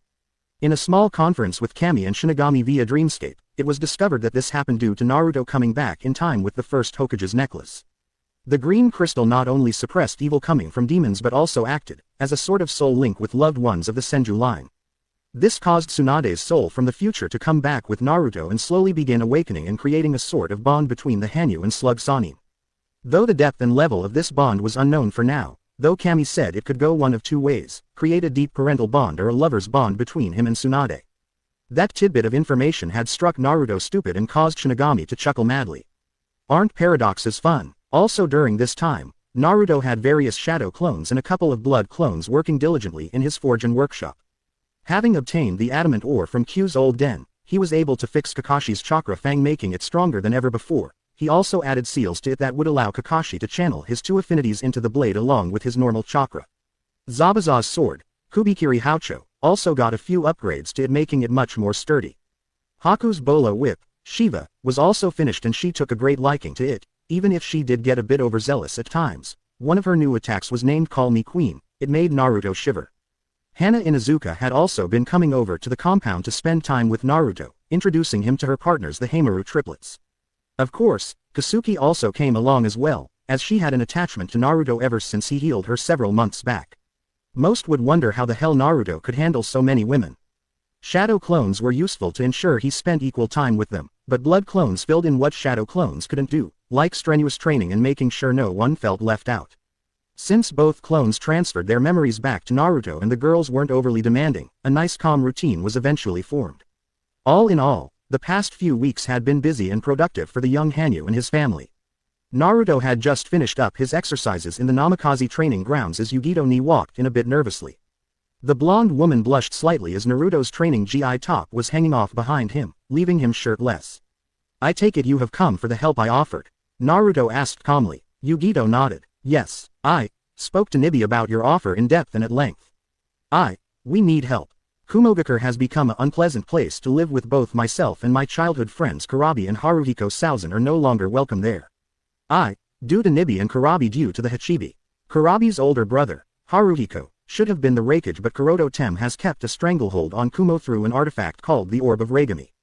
That damn orb gives him incredible powers over the lightning element and can manifest a weapon known as the Staff of Ixion that grants the user similar but lesser powers. That orb also has some kind of holdover Biju, forcing them to become enslaved to it and through them, any Jinchuriki that contain them. Because of that orb, Kuroto Tem was able to place mind-body slave seals on both myself and Kurabi which is connected to the orb via the Staff of Ixion to control our bodies if need be, leaving our minds free but unable to control our bodies. Please, Naruto-sama, please help me and my friends. I don't want to be a slave anymore. Yugito began weeping as she remembered all the vile things she had been forced to endure as the Raikage's favorite pet. Very well, I'll do what I can to help you. I cannot leave Konoha until after the Chunin exams though, but that gives me a bit of time to plan out a strike against that bastard of a Raikage Kumo is suffering under. Since I am a Fuinjutsu master, I'll work on that seal the Tem forced on you as well as tweak your containment seal holding Nibi. For you, I can fix it to allow her freedom and a tail's worth of her yokai, allowing you to become a Neko Hanyu. This will allow you to retain your current skills and abilities but gain the ageless lifespan of a Hanyu and accelerated healing. Nibi will eventually regain her second tail though, so no worries about that. Naruto offered in reply. Yugito blinked. Anyo, am I going to have cat-like features, like ears and a tail? Yeah, but you will be able to hide them using demonic illusion or true transformation. Nibi, Hugh-chan or myself can teach you that if you'd like. Naruto answered. Okay. That doesn't sound so bad. Yugito mused. Naruto then frowned for a moment. By the way, where is Nibi's containment seal placed? He asked. Yugito flushed and unconsciously grabbed her shirt, between her. Naruto groaned. Damn perverted sealers. He grumbled and then sighed. Well, it's your choice, I won't force you to do something you're not comfortable with. At least that other seal in on the back of your neck. Thank you, Naruto-sama. Yugito said a bit meekly since most would just demand to see the seal regardless of the place it was put. Don't worry about it and you don't have to use such a stuffy suffix, san is fine if you need one. He said as he began to analyze the seal on her neck, allowing his Jagan to also take in the information. The seal is done well, not a master's work, but not a novice either. The array has a few flaws in it, that'll make it easier to break it down without any kind of pain. However, the failsafe to the seal is tied to that staff you spoke of if the energy reading is right. Oh, can you remove it? She asked hopefully. Not completely, at least not yet. I have to destroy the Ixion staff to sever that link, nullifying the failsafe built into the array. If I were to do so now, you could be badly injured or possibly lose your free will. I can however use the evil binding, null field and three-prong seal to modify it to bypass its functions and nullify the slave and punishment function of the seal until that is done. Then, once the staff is destroyed, the original seal array will disintegrate since its power source is gone, releasing the lock on Nibi's yokai. After that it's a couple of simple releases and you're free.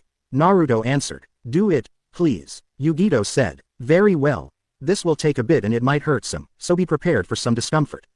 Naruto said as he began going through one-handed seals with left hand and tracing runic patterns with his right finger in the air above Yugito's slave seal. It would be about an hour before he was finished with the counter seals, but thankfully there was little pain since the branch of Fuinjutsu Naruto was employing at the moment was faster and more precise than brush and ink. Stronger too since it used chakra directly to write the seals.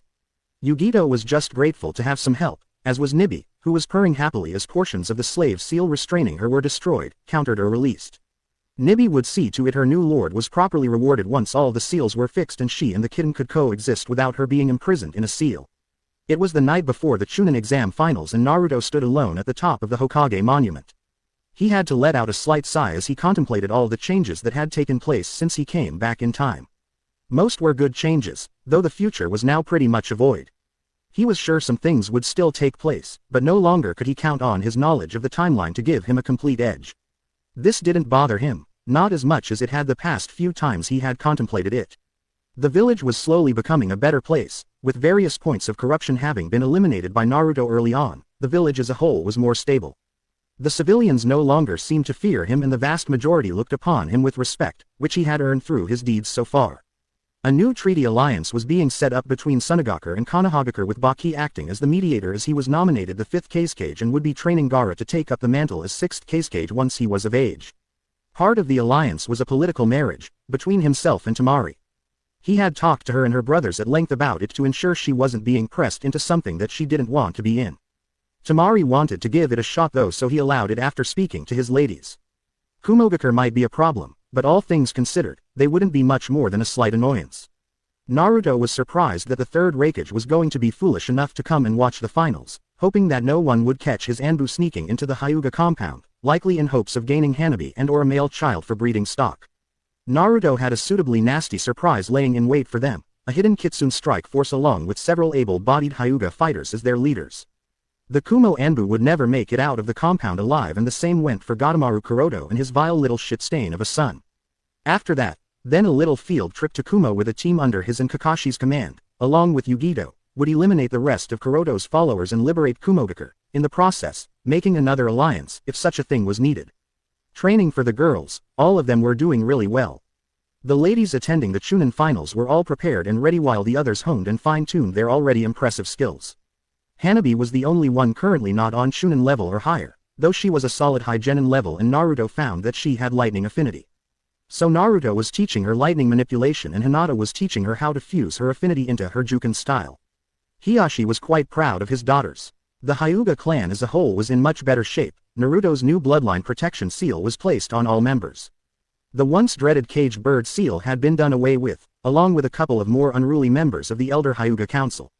Apparently the old fools didn't like their power being subverted, so they had tried to assassinate Hiyashi's daughters, making an enormous blunder of trying to hire Zabuza to do it, not realizing the Mon's links to the Naruto Uzumaki clan. That night, just 2 days after the preliminaries, Naruto, Zabuza, Kakashi and Hiyashi eliminated them. Without those volatile elements, the clan was easy to reunite under one house rather than a branch. A branch house would still exist, but without the slave status as they would be in 2 specialties, leaving 3 types of Hyuga. The first was the standard Hyuga with their Byakugan and Juken specialties. The second was to be the new Hyuga medic branch, specializing in medical arts using their Byakugan and refined medical jutsu. The final branch was for those with exception element affinities that could be fused into their Juken. All this along with their very open alliance with the Naruto Uzumaki clan would soon bring both much prestige and fear from their enemies. Naruto frowned as a messenger bird swooped down and dropped a small scroll in his hand. The Hokage's seal was on the front of it. Naruto, the match's lineup has been changed. As you know, Hinata-san was to fight against Hatsu of Kumo. But the third Raikage made the request that his son be matched against you, with a bit of a side proposition. If his son wins, you are to relinquish your marriage contract to him and Hinata is to marry Hatsu. If Hatsu loses, they are offering Kumogakure Junin, Yugito ni, to as compensation for the stipulations and as a possible alliance via marriage. Hiyashi-san was most disturbed when this reached our ears 1 week ago. I am as well, since it is rumored that Hatsu knows techniques to weaken Jinchuriki. With all the other information we have gathered, I suspect that the Raikage plans to use Yugito's seals to control her if his son loses in hopes of gaining both Byakugan and Omnigan. I was forced to accept this deal since he informed us that he would not be held accounted for should his son get out of hand during his match with Hinata, should we decline. Given the nature of the Chunin exams and the charter rules, I am sad to say that Hatsu could kill or attempt rape and be within the rules as it is a simulation of actual ninja battle. Should that happen and one of our ninja acted out, then the Raikage could use it as incentive to declare war on Konoha. As such, Gaara is now scheduled to battle against Kiba and Shikamaru against Hinata. Gaara has been contacted and has sworn he will not violate our alliance or kill Kiba in combat, giving Kiba a sporting chance. I apologize about it coming to this, but to make up for it, I will allow you to kill Hatsu during your match, as I am sure you are capable of it. Good luck, Naruto. Here is an Akira Sarutobi, 3rd Hokage of Konohagakure no Sato. Naruto's eyebrow twitched slightly as he rolled up the small scroll and then torched it with a bit of fire manipulation. Piercing blue eye ignited with barely restrained anger and power. Blazing azure and violet flames could be seen dancing within them, giving them an eerie glow in the moonlight. So, Hatsu and Gadomaru want to play hardball, do they? Well then. I do hope their insurance premiums are paid in full, their burial insurance that is. Naruto hissed venomously to no one. Turning on his heel, he went back to bed to get some rest as his body shimmered and his more foxy appendages vanished. A handy trick all Kitsune had, true transformation. It allowed them a completely human form, consumed little to no chakra and could be placed or released at a thought. He would have to remember to thank Q again after the finals were over, since some of the villagers were getting nervous about the fact he sported 9 foxy tails and a pair of fox ears in place of his human ones. Q and now Anko had taken to using the skill as well, if for no other reason than to walk down the streets without being gawked at. As Naruto lay down, Q mumbled in her sleep and snuggled into his side along with Kin, who had joined them, just for sleep, no other activities, not yet anyway. Naruto let the presence of 2 of his ladies soothe his irritated mind and the blatant insult to both his and Hinata's skills and honor. As the young Hanyu Reaper fell into a restful slumber, he silently declared that the reign of the 3rd Raikage was soon to be at an end. Unknown to anyone else, the Raikage had a nightmare that night about what could only be described as a messenger of death, an avatar of the Shinigami itself coming after him on ashen wings to reap his soul and crush his power. The next morning, Konoha was filled with people rushing to go see the Chunin exam finals being held at the Grand Leaf Stadium. As both spectators and contenders made their way to the building, various stands and booths were open to the public, offering everything from snacks to betting pools on which ninja would win their matches or who would win the tournament as a whole. It hadn't taken long for the news about Naruto and Hatsu's match to spread around, or the supposed prizes should one or the other win. A large number of people, ninja and villager alike, were less than pleased by Gadomaru's stunt. In the stadium stood Gaara, looking much less insane and more rested, Kankuro, Shino, Hiba, Shikamaru, Hinata, Tenten, Sakura and of course Hatsu, who had a rather smug smirk on his face. Each were dressed in their normal attire, except Hatsu. He was wearing an expensive-looking set of light battle armor and robes. In his hand rested a dark-colored crystal-like staff with sharp points at each tip. Naruto's ladies had been none too pleased when they heard about the situation, especially Hinata and Hanabi. Even now it took a great deal of self-control to not use her new 8 trigrams, 64 piercing ice strikes on the smug bastard. Sakura wanted to show him her razor petal vortex, and Tenten wondered if he could outrun her rain of burning blades technique. Needless to say, none of the 3 female fighters were very thrilled with the arrogant Kumo-nin at the moment. Soon, Sarutobi showed up along with, to many people's surprise, Tsunade Senju and Jiraiya Kauzen. The Raikage, Kuroto Gadomaru took his seat in a separate viewing box from the older cage along with his 2 guards, a disgruntled-looking Yugito and 2 others known as Haruhiko and Kurabi Sauzen. Yugito was less than pleased that Gadomaru had dragged her 2 friends along, both looking a bit roughed up, and with their body slave seals in clear view of others. Obviously the man was trying to show his superiority, even going so far as to hold the orb of Ragami and stroke it like one would a precious pet. An arrogant smirking sneer plastered on his wrinkled, pudgy face as his cold, greedy and beady eyes continuously swept over the area. The female Jinchuriki could hardly wait for Naruto to beat the shit out of Hatsu and then Kuroto afterwards. The last person to arrive was Naruto himself, garbed in his usual trench coat outfit with Griever and Beowulf at his side. Some were startled to see him without his tail or the ears that had recently appeared, but they couldn't voice it due to the look in his eyes. They were like twin orbs of ice with a strange shimmer to them that spoke of untold power. So, the half-breed loser shows himself at last. Hatsu sneered as he continued to eye Hinata with a lustful glint. Apparently, Kumogakure ninja under the 3rd Raikage's reign never gained a shred of common sense, or the man would realize that he was poking a sleeping dragon in the eye, while standing in front of it. "Enjoy your arrogance while it lasts," Naruto said in a cold monotone. "I will enjoy beating it out of you before I kill you." Naruto then let his full, unrestrained killing intent out to prove his words. All the genin hopefuls save his ladies, let out shivers of fear as they struggled to breath, and that was just an indirect dose. Hatsu was getting the full amount of killing intent and looked ready to keel over any second, pale-skinned, sweating, uneven rapid breaths and visions of various horrific ways Naruto was going to rip his existence apart, piece by piece, flashed through his head. Sadly, arrogance has a way of empowering stupid people, so Hatsu was able to pull himself together with the firm belief that he would win this battle with the aid of the Ixion staff and his skills. Poor, foolish, little mortal. After Sarutobi gave his speech to the combatants and spectators, those not fighting in the first match made their way to the competitors' stand to wait until their fights came. Naruto and Hatsu remained on the stadium grounds with a slightly nervous Genma Shinrai as referee of the matches. Nervous because there was no way in the 9 hells he wanted to be caught in the crossfire of one of Naruto's many and highly destructive jutsu. Silently, the man cursed for drawing the short stick once again. "As you all know, we are starting the Chunin finals with a special match. The spoils of the match have been set and agreed upon by the 2 combatants. This is a fight of honor and to the death between our own Naruto Namikaze Uzumaki and Hatsu Mitsuga of Kumogakure no Sato. Are the fighters ready?" Genma asked, getting things started. "TCH, I was born ready, tree hugger." Hatsu sneered. Genma had to fight the urge to kill the little bastard himself now. "Begin the match, Genma-san, so that I may erase this stain upon mine and Hinata-chan's honor by destroying this pitiful excuse for human excrement before us." Naruto answered coldly. If there was one thing quite obvious, it was that Naruto was very pissed off at the moment. The other people that knew the young Hanyu almost pitied Hatsu, almost. "Fight!" Genma bellowed and hauled balls out of the soon-to-be war zone. Before the word had even left the proctor's mouth, Hatsu had lunged forward and thrust Ixion into and through the center of Naruto's chest with a sick grin and maniac glint in his eyes. This was followed by thousands of volts of electricity surging through Naruto's form, lighting him up like a Roman candle. "Ah ha ha ha ha ha ha ha ha ha. Oh, stop it, it tickles." Naruto finished in an icy tone. Naruto's cold laugh sent chills down the spines of those present. Others were stunned speechless at the fact he had taken what should be a fatal blow and laughed at it, not even bothered by the electrical energies pouring through him. Hatsu's eyes widened in horror, So shocked he was, that he had yet to let go of Ixion's staff still impaling Naruto. What? How can this be? Hatsu asked angrily, not believing that his power was so useless against his foe. Foolish little mortal, Naruto began darkly, I have but one word for you. And what might that be, monster? Hatsu snarled. Naruto smirked darkly. Boom. Ka-boom mmmmm. Naruto detonated with the force of a blockbuster bomb, destroying the staff, shattering it into millions of pieces and sending its wielder end over end until he embedded into the far wall. Explosive clone. Genma muttered, admiring Naruto's tactic.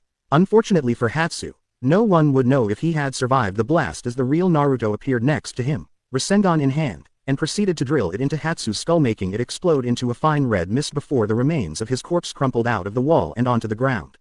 Send Shinigami-sama my regards.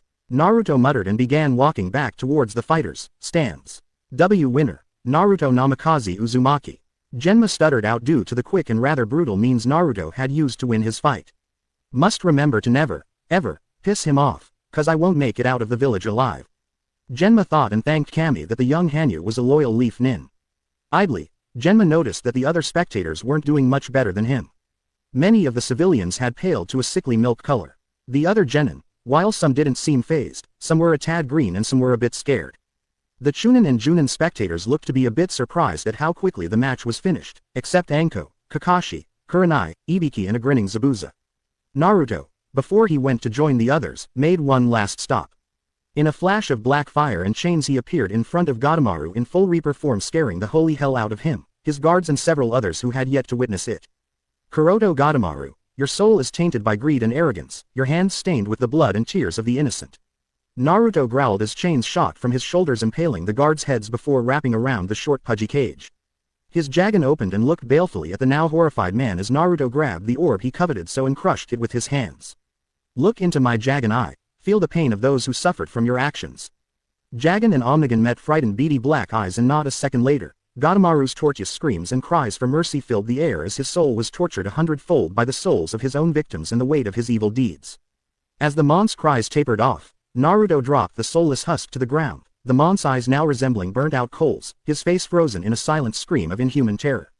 It is done, Yugito-san, you, Kumogakure and your friends are free. Naruto said and shunshined down to the combatants' area. Damn, that was some sick shit.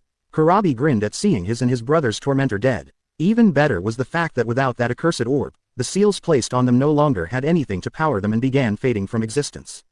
The fact that Naruto had just killed 2 Junin in their cage just seconds after killing a genin of the same village was not lost on those in the stadium. Oddly though, no one really cared that Kuroto Gadomaru had just met his end, as he had never been all that favored as a kage, especially after the bullshit he pulled with the Hyuga clan, causing the death of Hisashi Hyuga. Neji, Hiashi and several other members of the Hyuga clan had watched with grim satisfaction as their ally destroyed the man who had been a thorn in their clans' side for nearly a decade. For Neji and Hiashi though, it brought them a measure of peace, knowing that Hisashi was finally avenged. The lightning daimyo was glad that the man was killed. The arrogant Ponce had often tried to throw his weight about and had even tried to assassinate him once. Good riddance as far as the feudal lord was concerned, since now, he could have Haruhiko take his place as the fourth Raikage, as he should have before Gadomaru usurped his chances with that accursed orb he toted about like a prized pet. All, however, shared one thought. Naruto Namikaze Uzumaki was well beyond the rank of genin. In fact, having him ranked as such almost seemed insulting. Obviously the boy was a prodigy on par, if not surpassing, that of the now infamous Itachi Uchiha and the dearly missed Minato Namikaze. Even though his Hanyu status was known to a scarce few outside Konoha, no one really gave his status much thought now, not with such a show of skill and power.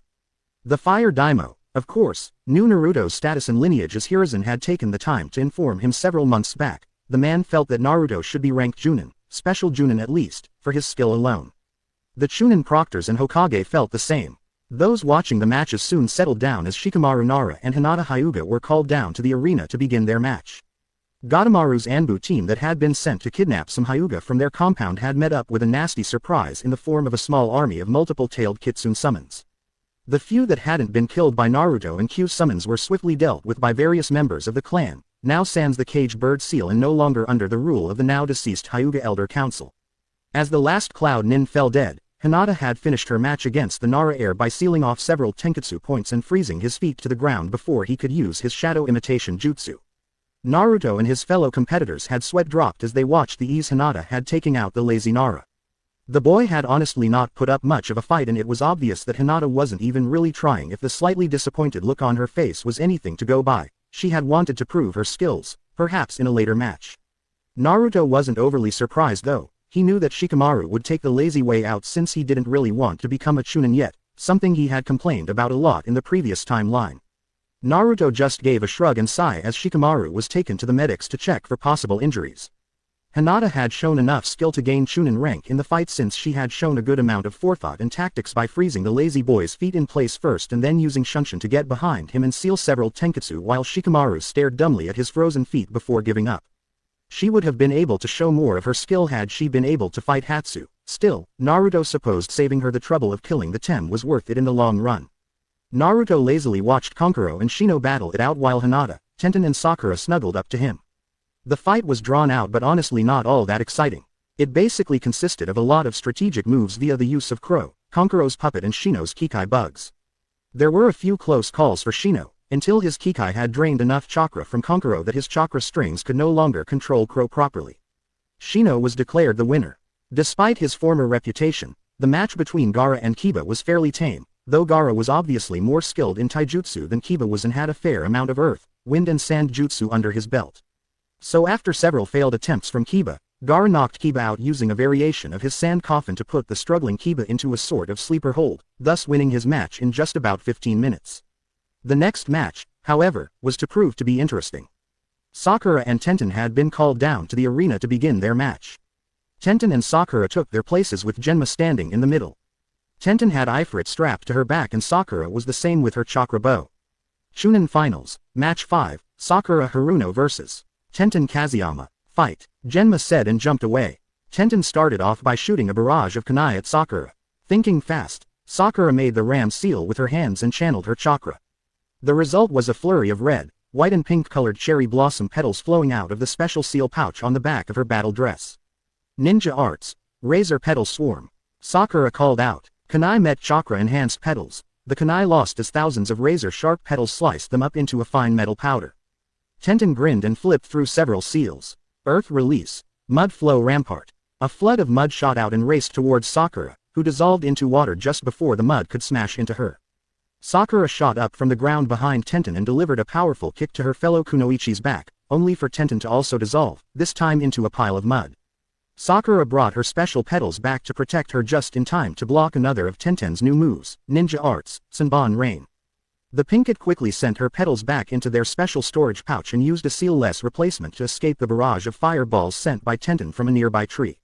Appearing next to the tree, Sakura turned and punched with Tsunade-like force, nearly uprooting the tree and forcing Tenten to jump out of it before it toppled over. Not bad, Sakura, but you won't escape this. Tenten shouted and flipped through seals. Magma Release, Lave Prison. She slammed her palm onto the ground followed by a spike of chakra. Sakura cringed a bit as many thick tendrils of molten rock spiraled out of the ground around her, making a crude but dangerous cage around her. Water Release, Water Encampment Dome. Sakura called out and spat a large amount of water out and manipulated it into surrounding her and the lava tendrils, forcing them to cool to hard stone. You're still trapped, you know. Tenten said a bit smugly. Until Sakura drew her bow and pulled the string back, making an arrow of chakra appear. Dance for me, Tenten-chan, scatter shot. Tenten let out a slight eep of surprise as Sakura unleashed a barrage of blunted, but still painful, chakra arrows. The weapon's mistress cursed as Sakura continued the barrage. While she made the arrows non-lethal, they still stung like a bitch when they hit.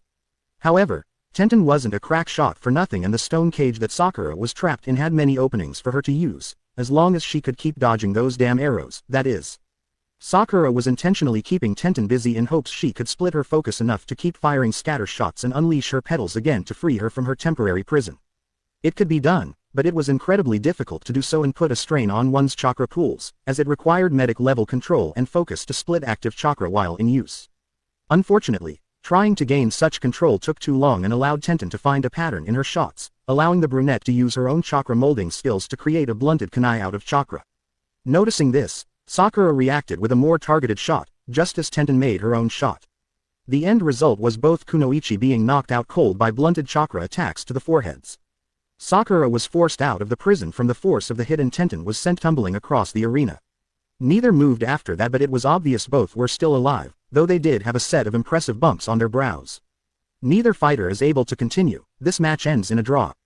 Genma said, though he was quite impressed with the skill the two genin kunoichi had shown. Quite a few members of the crowds weren't very happy since both girls had shown a considerable amount of talent in their fields as well as cunning and patience. Still, even if neither could continue, it was obvious that whoever taught them knew what they were doing. Naruto, Kakashi and Guy smiled with a sense of pride. While neither girl won the match, they had both shown skills and abilities of true kunoichi of an obvious chunin level. It had also been obvious that both tried not to hurt the other badly, showing mercy as they were comrades. Kakashi was more proud than the other two though. He had been forced to train the Uchiha specifically and had entrusted Sakura's training to Naruto. This proved that Naruto could be a very skilled Junin sensei one day if he so chose to. It was also a relief since he had been worried that Sakura wouldn't get the training needed due to the civilian council's coddling of the Uchiha. Thankfully that was no longer a problem. Though he hadn't been able to teach either of his students much, especially Naruto, he was still proud to call them comrades and friends. Hiba, of course, had been beamed over the head by both Kurenai and Hinata for making a remark about a kunoichi cat fight and a string of perverted giggles, so he missed most of it. Shino did quirk his lips in amusement though, as did Gaara. The girls were collected by the medics and taken to the med bay of the stadium to ensure no real damages were done. The Hokage then called for a 30-minute break so people could refresh or relieve themselves before the semifinals began. The names for the semifinals caused Naruto to chuckle a bit and Hinata to pout. Semifinals match 1 Naruto Namikaze Uzumaki vs. Hinata Hyuga. Semifinals match 2 Shino Aburame vs. Gaara Sabaku. That is so unfair. Hinata pouted cutely. I haven't even been able to beat you in a spar yet. Just consider it another spar, Hinata-chan. It doesn't really matter who wins at this point, as long as we show enough skills to be promoted. That's true, but be gentle. Hinata purred and cuddled up to him. Naruto flushed slightly. Ever since Anko had moved into his compound, both Hinata and Hanabi had become more forward, which was scary in Hanabi's place. Naruto was no lolicon, but when you wake up in the morning with a barely dressed 10-year-old betrothed in nothing more than a large t-shirt practically humping your leg and tail in her sleep kind of puts a bit of pressure on the libido, or it would have had Naruto not fossilized on the spot with a horrified look on his face that the other girls found hilarious. Naruto sighed and gave her a peck on the forehead. I will be, Haim, I will be.